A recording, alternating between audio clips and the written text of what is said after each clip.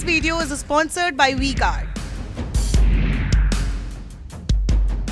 सज्जन कुमार, तो क्या जो अमित शाह ने कल तेलंगाना में कहा कि मुस्लिम आरक्षण को खत्म कर देंगे और एससी का, एसटी का और ओबीसी का कोटा बढ़ाएंगे, ठीक यही कर्नाटक में किया था बसवराज बोम्मई ने कि 4% मुस्लिमों का आरक्षण खत्म कर दिया था चुनाव से ठीक पहले, भले ही बाद में सुप्रीम कोर्ट से लताड़ पड़ी।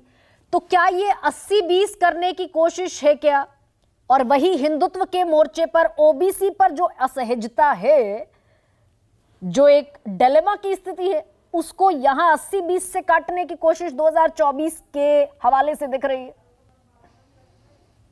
देखिए, सबसे पहली बात तो ये कि ओबीसी आरक्षण और ओबीसी जो जनगणना है, सर्वेक्षण है, इसकी बात चल रही है, तो ये एक राजनीतिक तौर पे मुद्दा है। लेकिन क्या अभी हम इन 4 राज्यों में देख ले, राजस्थान, मध्य प्रदेश, छत्तीसगढ़ और तेलंगाना भी, आपने कहीं भी सुना है कि वोटर जो है अपना वोट किस पार्टी को देगा, किन मुद्दों पे देगा? इसमें ओबीसी जनगणना की बात कहीं आई है? कम से कम विधानसभा के स्तर पे, आगे ये बन सकता है, लेकिन विधानसभा के स्तर पर देखें तो ओबीसी जनगणना जो है किसी भी राज्य में, 5 में से 4 राज्यों की बात कर La la la la la la la la la la la। Rahul तन के साथ मन को जगाओ वीगार्ड वाटर हीटर्स के संग। वीगार्ड जहां ओबीसी फैक्टर है, जहां वो मेजॉरिटी में है, किसी भी राज्य में फिलहाल अगर ओबीसी मतदाता की बात करें तो ये मुद्दा कम से कम एक चुनावी मुद्दा के तौर पे नहीं दिख रहा है। तो पहली बात तो ये कि एक राजनीतिक मुद्दा है, लेकिन राजनीति चुनाव के इतर भी होती है। चुनावी मुद्दे के तौर पे ओबीसी जनगणना की जो बात है वो बहुत बड़ा मुद्दा नहीं दिख रहा। नहीं सज्जन, लेकिन दूसरी मैं ये पूछ रही हूं आपसे कि क्या वाकई ये जो नीतीश कुमार ने पेंडोरा बॉक्स खोला, आरक्षण भी बढ़ा दिया, 65 + 10 75 हो गया, उधर महाराष्ट्र में सिर्फ अव्वल चली रही है, ओडिशा, तेलंगाना, आंध्र प्रदेश, यहां पर तमाम जगहों पर प्रस्तावित है, तो क्या ये एक डिलेमा और असहज स्थिति में भारतीय जनता पार्टी को लेकर आया है? देखिए, मुझे नहीं लगता है कि जिस असहजता की बात आप कर रहे हैं, आप देखिए कि पिछले 10 सालों में बीजेपी का ओबीसी करण जो है बहुत मजबूती से हुआ है। आप चाहे उनके संगठन में जिला अध्यक्ष से लेकर राष्ट्रीय स्तर तक के नेतृत्व को देख ले, मंत्रियों का देख ले, आप देख ले जो राष्ट्रपति बनाए जा रहे हैं, जो उपराष्ट्रपति बनाए जा रहे हैं, प्रधानमंत्री खुद आ रहे हैं, तो बीजेपी और जिस तरीके से टिकट डिस्ट्रीब्यूट किया जा रहा है उसमें बीजेपी की डायलमा क्यों नहीं है वो समझिए। बीजेपी की डायलमा इसलिए नहीं है कि बीजेपी ओबीसी वर्ग को जरूरत से ज्यादा और बाकी पार्टियों से ज्यादा नेतृत्व दे रही है और आगे भी देगी, और बाकी पार्टियां नहीं दे सकती हैं। कारण क्या है? बीजेपी मुस्लिम रिप्रेजेंटेशन, चूंकि मुस्लिम चुनावी दृष्टि से उन्हें लगता है कि वोट नहीं आएगा, वो बहुत आसानी से डिनाई कर देती है। अब 403 सीटें उत्तर प्रदेश में है, एक भी मुस्लिम कैंडिडेट नहीं खड़ा किया, ना तो 17 में ना 22 में। 80 लोकसभा की सीटें हैं, एक भी मुस्लिम नहीं किया।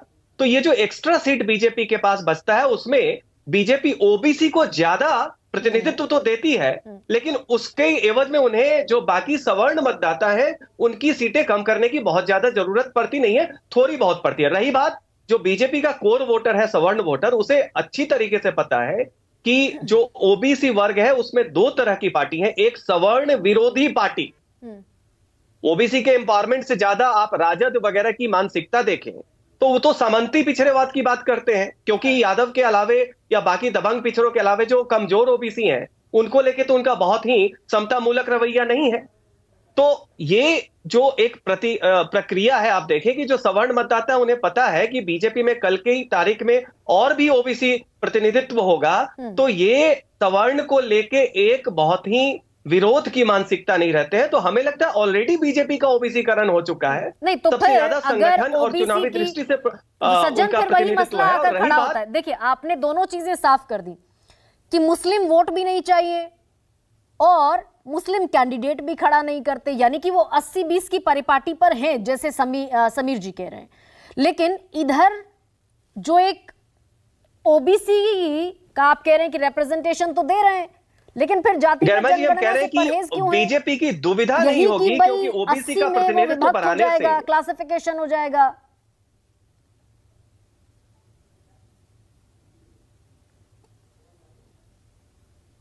सज्जन, ये डर भी है ना फिर।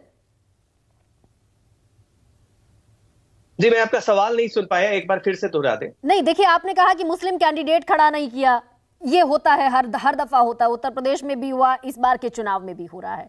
तो ना मुस्लिम वोट चाहिए भारतीय जनता पार्टी को, ना मुस्लिम कैंडिडेट खड़ा करते हैं, और इसीलिए इस 80% को यूनाइट रखने की जो कोशिश है, यही ओबीसी पर जातिगत जनगणना से रोकती है भारतीय जनता पार्टी को। लेकिन आप इसमें एक और बात है गर्मा जी, मैं कहता रहा हूं कि ओबीसी बनाम ये कोई हिंदुत्व की बात नहीं है। अच्छा। जिस 80 और 20 की बात कर रहे हैं उसकी अगुवाई तो ओबीसी के परिप्रेक्ष्य को, ओबीसी कोई एक सूत्र में तो बंधा नहीं है। एक दृष्टिकोण ओबीसी का है जो सवर्ण बनाम ओबीसी बनाना चाह रहा है, एक ओबीसी का है वो हिंदुत्व के नेतृत्व के साथ हिंदुत्व बनाम मुस्लिम बनाना चाह रहा है। तो जो हिंदुत्व की राजनीति है ओबीसी द्वारा आगे अगुवाई में की जा रही है, तो कोई दुविधा इसलिए नहीं होगी कि आप ओबीसी का प्रतिनिधित्व भी बीजेपी बनाएगी और सवर्णों का हिस्सा भी बचेगा। जहां तक बात है मुस्लिम्स को क्यों नहीं खड़ा करते, हमें लगता है ये एक चुनावी कैलकुलेशन है, चुनावी गणना है, क्योंकि मुस्लिम समाज से भी उन्हें बहुत ज्यादा पॉजिटिव रिस्पॉन्स नहीं मिला है जहां पे थोड़ा बहुत इन्होंने कोशिश की थी। तो दुविधा की जहां तक बात है, मेरा व्यक्तिगत मत है कि बीजेपी को बहुत ज्यादा दुविधा नहीं होगी। लगता ऐसा है कि शायद बीजेपी गिर जाएगी, लेकिन अभी 4 राज्यों के चुनाव में देखिए ओबीसी जनगणना कोई बहुत बड़ा मुद्दा नहीं बना। बीजेपी को दिक्कत है, लेकिन वो स्थानीय नेतृत्व की दिक्कत है, बाकी मुद्दों की दिक्कत है। ओबीसी जनगणना के आधार पर मुझे नहीं लगता है इस चुनाव में मुद्दा दिक्कत है, बना आगे है। भी समीर दिक्कत जी, इस पर आपका कोई अलग मत है? विधानसभा चुनाव में मुद्दा अगर नहीं होता तो तेलंगाना से घोषित क्यों करना पड़ता ओबीसी मुख्यमंत्री? देखिए, भारतीय जनता पार्टी की कितनी बड़ी दुविधा है मैं आपको बता देता हूँ। बिहार में जब जातिगत सर्वे का सर्वेक्षण होता है तो विधानसभा में भारतीय जनता पार्टी उसका समर्थन करती है।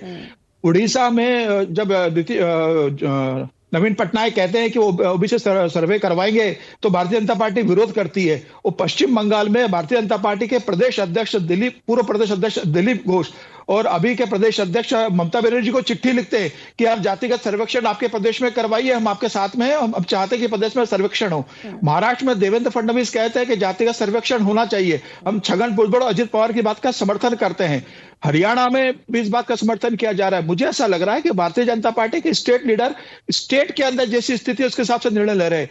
केंद्र में प्रधानमंत्री मोदी जरूर कहते हैं कि एक जाति गरीब है, लेकिन ओबीसी की बात करते हैं और कहीं इस बात का मना नहीं करते। आप देखिए बिहार में जो सर्वे हुआ था उसको अभी राज्यपाल ने अध्यादेश को मंजूरी दे दी 24 से 48 घंटे के अंदर बिहार के अंदर। गरीब की This video is sponsored by WeGuard.